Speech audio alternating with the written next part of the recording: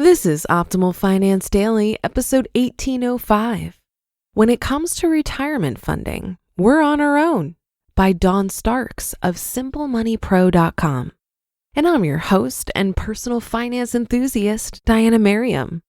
Now let's get right to it as we optimize your life. When it comes to retirement funding, we're on our own, by Dawn Starks of SimpleMoneyPro.com. It might surprise you that saving for retirement is a relatively young phenomenon. In fact, I'm older than the 401k concept, which came out in the late 70s. Historically, people typically worked until they died. The next iteration of retirement funding came in the way of company pensions, which rewarded long-term employee loyalty with a retirement benefit. That retirement benefit was paid by the company, not the employee. Defined contribution plans come in a variety of forms depending on the type of employer. You might be familiar with 401k, 403b, 457, and thrift saving plans.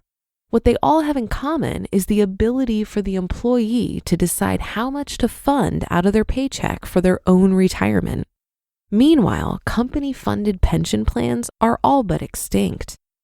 Before diving into this issue further, really let this sink in. The concept of saving for one's retirement is roughly 40 years old. That's it. For the approximately 40 years prior to that, some workers had a company pension that provided retirement income plus Social Security benefits. And prior to that, there was no such thing as retirement. You worked until you died. Today, we still have access to Social Security benefits, but typically no pension dollars. If we can retire and live on the meager benefit that Social Security provides, we're golden. However, more often than not, seniors have difficulty surviving on Social Security benefits alone. Armed with this knowledge, we must take saving for retirement very seriously to have a good quality of life during the golden years. Save more. In previous posts about retirement, I emphasized the idea of working longer. Understandably, this is an unpopular concept, especially if you're already approaching the home stretch towards your retirement target date. Another tough pill to swallow is the need to save more for retirement. The problem is that most people have lifestyles that are difficult to support with the income they earn. Adding saving for retirement to the mix is a non-starter. So what's a person to do? Unfortunately, the answer comes down to a choice. Until we develop the ability to magically make more money appear in our bank account, we must choose. If we choose to spend all our income today, we sacrifice or postpone a comfortable retirement in the future. If instead we elect to spend less now in order to save for retirement, we're sacrificing immediate gratification to shore up our retirement later. It's a choice. Creating a spending plan that allows you to do both, spend now and save for later, is the smart approach. A little planning, focus, and discipline allow you to have part of your cake and eat it too. Where to save. Defined contribution employer plan. As mentioned earlier, with a DC plan, the employee contributes money to the plan on a pre-tax basis. That means you're funding it today and avoiding taxation on your contributions. However, all the contributions plus any growth in the plan will be taxed when you withdraw it in retirement. Often, but not always, the employer might match your contributions up to a limit. Best practice is to fund at least as much as your employer matches. Honestly, your goal should be to get to maximum funding as soon as you can. Traditional IRA. Like employer plans, typically the money you contribute to an IRA is pre-tax, and your distributions in retirement will be taxable. The contribution limit is not very high, however, so don't get lulled into complacency thinking you're maximizing your retirement savings by funding your IRA to the max. It's a starting place, but $5,500 per year, which was the 2018 limit, is not going to be enough. Those 50 and older can contribute an extra $1,000 per year, A quick Google search will bring up the current year's contribution limit. Roth IRA. A Roth IRA is my favorite tool for retirement saving, if you're eligible to fund one. Unlike the traditional IRA, contributions to a Roth are made with after-tax dollars. That means you get no tax benefit now for contributing to the account.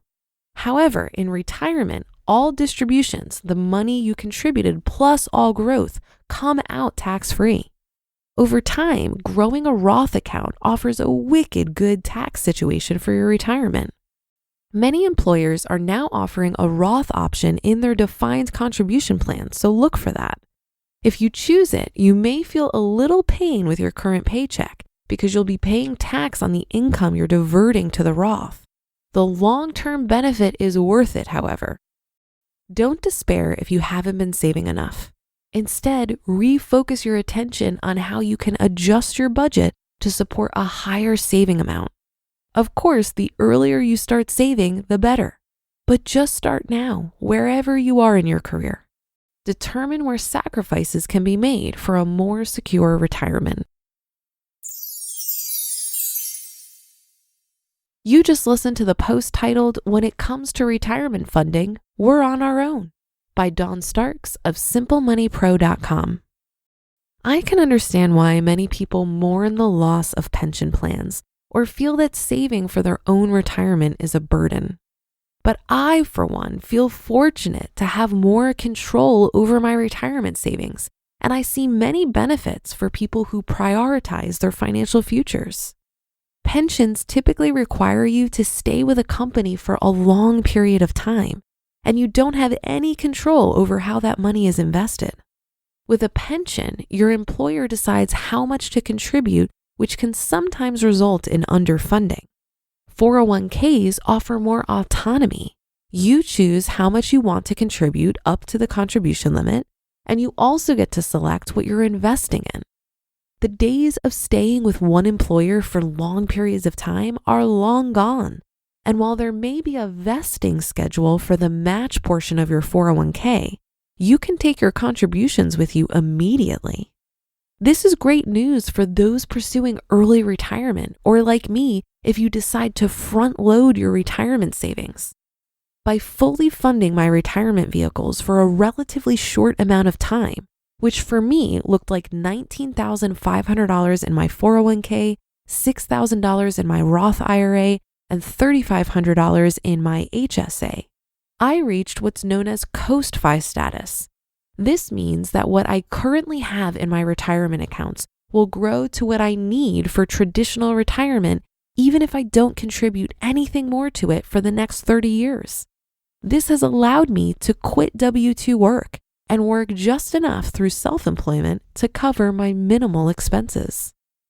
And that should do it for today. Have a happy rest of your day, and I'll see you on the Friday show tomorrow, where your optimal life awaits.